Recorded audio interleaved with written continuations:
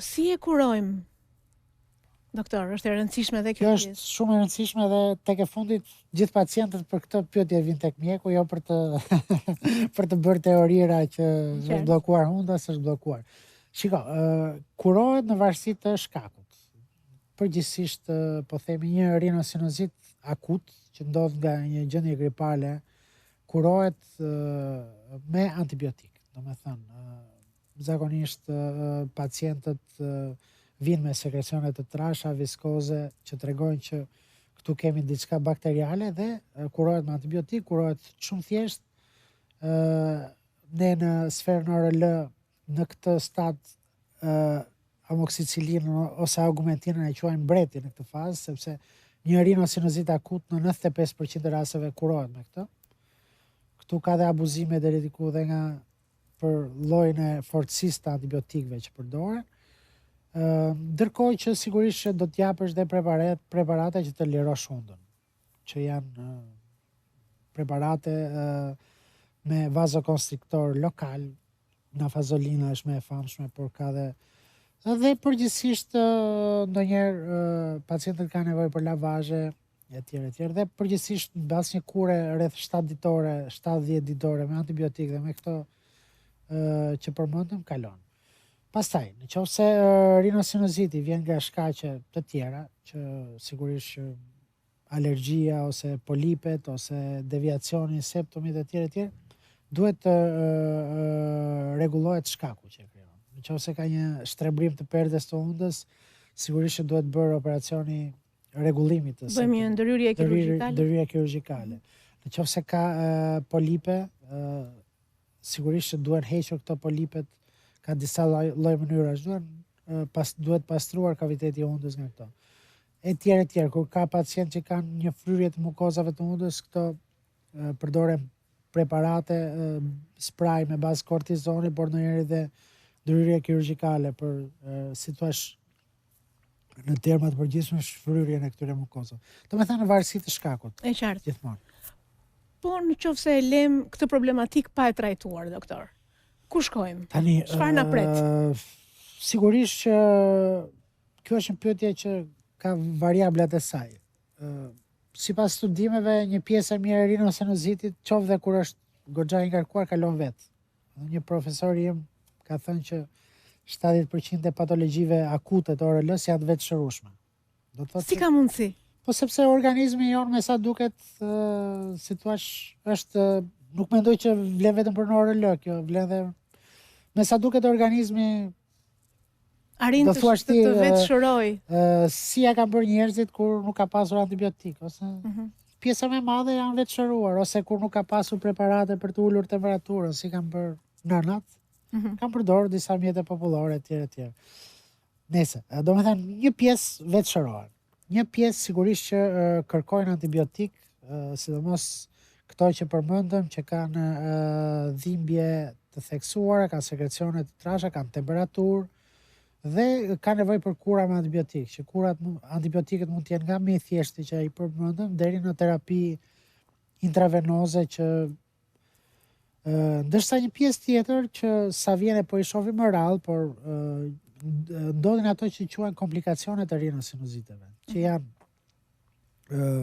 kur duke qenë se sinusat janë zgavra që janë afër fytyrës, afër dhe trurit, afër syve, ndodhin që këto infeksione përhapen në pjesën e syrit, në pjesën e ndonjëherë edhe pjesën trunore.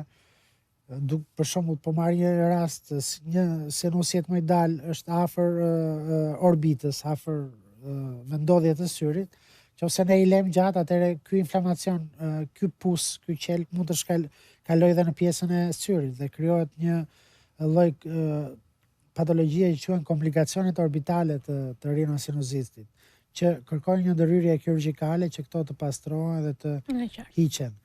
Po në vesh ndikon, doktor? Jo, veshi përgjithsisht ndikon në bllokimin e hundës, janë disa tube që janë tuba që janë tuba. Po jo sinuziti. Që bllokohet dhe krijon një patologji, një infeksion të veshit, por në këtë rast nuk ndikon. Ndonjëherë këto infeksione pusi që përmendëm mund të zerojë edhe në kavitetin në kavitetin trunor, që janë komplikacione shumë të rralla, por ndodhin. që nga një rinosinozit i pamjekuar mund të bëhet një absces trunor etj. Është dhe një patologji që është shumë e rrallë, por ndodh tek personat që janë me patologji bashkëshoqëruese që në bazë të këtij, si pasojë këtij infeksioni mund të krijohet një lloj tromboze në një sinus shumë të rëndësishëm ku dalin shumë vena trunore, që është problematik shumë e rëndë dhe në shumë që quhet tromboze sinusit kavernos që ndonjëherë çon dhe në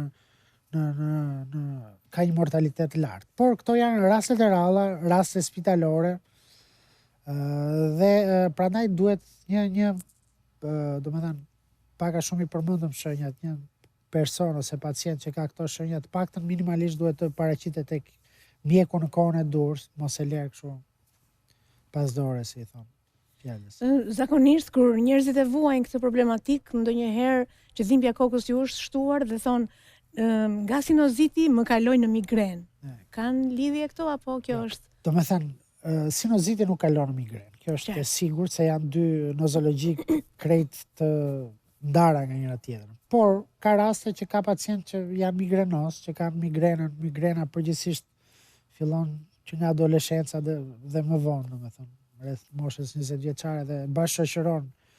Dhe përgjithsisht në momente të caktuara mund të ndodhë një rinosinozit që s'ka lidhje fare me migrenën dhe jep një dhimbje koke që ndoshta edhe mund ta agravojë edhe më pak situatën e migrenës dhe përgjithsisht këtu njerëzit gabojnë, por janë dy nozologji të ndryshme. Migrena ka tjetër ecuri dhe tjetër trajtim, rinosinoziti ka tjetër trajtim. Sigurisht që mund të bashkëjetojnë me njëra tjetrën, po dhe bëhet më shumë problem për pacientin sepse përveç dhimbjes që ka gjithmonë, po themi nga migrena, tani dishtohet edhe një hall tjetër që është dhimbja që vjen nga rinosinoziti. Po përgjithsisht, pavarësisht që besoj që ju e keni trajtuar këtë temën e migrenës, por përgjithsisht janë pacient, domethënë duhet të ndajmë në disa shenja që janë përgjithsisht pacientët migrenoz nuk e durojnë dot dritën, janë pacientë sikur e parandjejnë dhimbjen e tyre, është vetëm në një zonë të fytyrës. Si thua, janë femra, përgjithsisht janë disa gjëra që ne orientohemi që kur pacienti ju në zyrë, që si thua të bëjmë lloj ndarje ose klasifikimi të qartë. Arrihet shërimi mbas një trajtimi të plot, apo nëse kjo është diçka kronike, duhet mjekimi i vazhdueshëm? Tani, për fat të mirë dhe në këtë pjesë, si thua, për çfarë na ka dhuruar natyra, ne jemi më mirë se neurologët, që do të thoja që migrena është pak problem për ta, domethënë thjesht bëhet në kontroll, nuk trajtohet ndoshta 100%, ndërkohë që një rinosinozit trajtohet. Domethënë, rinosinoziti akut sigurisht që trajtohet, e përmendëm që në një pjesë e trajton vetë organizmi pa ndihmën tonë, një pjesë me një kur të thjesht kalon, dhe rinosinoziti kronik trajtohet dhe kurohet, dhe sot me futjen e endoskopisë nazale ose për qëllime kirurgjikale, përgjithsisht, domethënë, hunda rregullohet atë fazë që të pastrohet komplet, domethënë gjithë sinuset paranazale janë të aksisueshëm nga hunda, domethënë ti me anë të një endoskopi mund të vizualizosh gjithë sinuset dhe ti pastrosh ato. Domethënë kurohet. Sigurisht që ka raste që vinë her pas here, që duan ndërhyrje her pas here, po përgjithsisht kurohet. Kjo është e rëndësishme për gjithë që na ndoqën në fakt, dhe unë do doja një këshill të fundit që mund t'ju japim të prekurve me sinozit. Një këshill është që, domethënë, të orientohen tek hunda. Hunda është ajo porta kryesore ku dalin. Në qoftë se një pacient ka probleme në frymarrjen me hund, që janë kronike ose jo, që në një moment caktuar e ka pasur frymarrjen shumë mirë dhe është bllokuar hunda, që në një moment caktuar sekrecionet i dilin normalisht dhe ka pasur një ngecje në daljen e sekrecioneve, për më tepër që kjo shoqërohet edhe me një dhimbje rënduese koke etj. Të drejtohet tek një mjek ORL, sepse me anë të një ekzaminimi jo shumë të vështirë mund të kuptoj çfarë ka dhe ndoshta të trajtohet në atë kohë që më vonë ndoshta do jetë më vështirë, pavarësisht që gjithmonë trajtim ka, siç e. Por më mirë një trajtim i shpejt dhe pa kosto për pacientin në kuptimin e ditë qëndrimit në gjitha kuptimet, se sa një trajtim në një kohë të caktuar më vonë edhe me disa sikleta më shumë për pacientin. E qartë. Unë të falenderoj shumë doktor Tedi, ishte informacion i rëndësishëm për publikun që na ndoqi dhe keni gjithmonë një ftesë të hapur në programin tonë. Dhe unë falenderoj shumë për bisedën dhe për çka u tha. Besoj diçka e vlefshme për. Absolutisht e vlefshme. Faleminderit. Juftoj për publicitet miqtë e mi dhe kthehemi në pjesën e tretë të programit, sigurisht edhe ajo po kaq interesante. Qëndroni me ne këtu në Top Channel në Hipokrati.